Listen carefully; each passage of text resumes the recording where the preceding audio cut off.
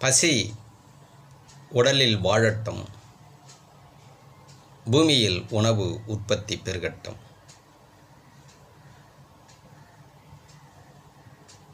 உலகில் முதன்மையானவன் யார் என்றால் உழவன் ஒருவனே. உழவனோடு நிற்க வேண்டும். புரியுதுங்களா? உழவனை சார்ந்து நம்ம வாழ வேண்டும். ஏனென்றால் உழவன் தான் நமக்கு உணவு கொடுக்கின்றான். புரியுதுங்களா? விவசாயம் இல்லைன்னா யாருமே சாப்பாடு சாப்பிட முடியாது. அதனால் நம்ம சப்ஜெக்ட் எல்லாமே கொஞ்சம் மாறுபட்டு வரும். புரியுதுங்களா? டிஃப்ரெண்ட்டாக இருக்கும், வித்தியாசமாக இருக்கும். புரியுதுங்களா? என்னடா ஞானத்தை பற்றி பேசுகிறாரு, கடவுளை பற்றி பேசுகிறாரு, உழவனை கொண்டு வந்து நிறுத்துறாரு. முதன்மையானவர் அவர் தான். புரியுதுங்களா?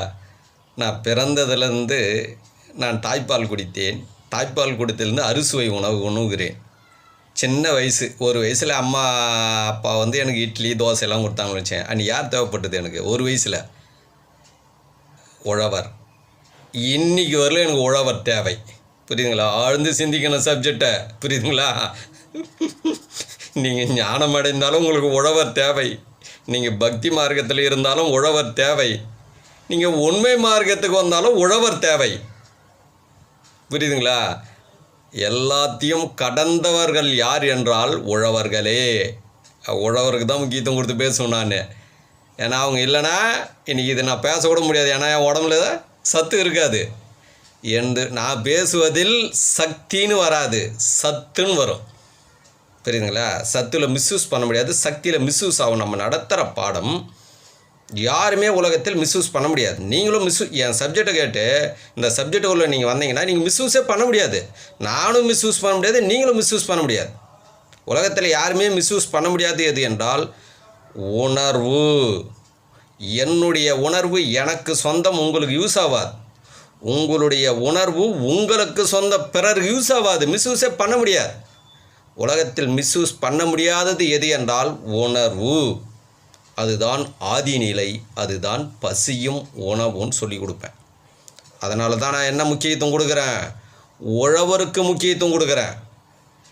எத்தனை கோடி ஆண்டுகளுக்கு முன்னாடி இந்த பூமியில் உழவர்கள் உணவு உற்பத்தி செய்தார்கள் என்றால் பதில் இல்லை. யாருக்குமே தெரியாது, சொல்லவே முடியாது.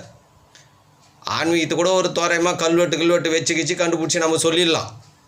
இவ்வளோ நாள் ஆச்சு, இது இவ்வளோ நாளுக்கு வந்து ஆன்மீகத்தை கூட நம்ம சொல்லிடுறோம். புரியுதுங்களா? பக்தி மார்க்கத்தையும் சொல்லிடுறோம். ஞான மார்க்கத்தில் கூட இவ்வளோ நாள் ஒரு மகான் பிறந்தார், ஒரு ஞானி பிறந்தார், மகரிஷி பிறந்தார்னு நம்ம வந்து ஒரு கல்வெட்டு இல்லை புக்ஸை வச்சு நம்ம சொல்லிடுறோம். உழவருக்கு எந்த புக்கை வச்சு கண்டுபிடிக்க முடியும்? எங்கே கல்வெட்டுக்குது? அது எத்தனை கோடி ஆண்டுகளுக்கு முன்னாடி உழவர்கள் உற்பத்தி ஆனார்கள். அப்போது ஒரு மனிதருக்கும் முதன்மை யார் என்றால் உழவரே. ரொம்ப நம்ம வந்து பாதுகாக்கணும். உழவர் இல்லைன்னா இவ்வளோ பெரிய உடல் வளர்ந்துருக்குமா? நான் சாப்பிட்ட சாப்பாடு நான் ஒண்டியாக உழைச்சேன், நான் ஒண்டியாக உணவு உற்பத்தி பண்ணேன்?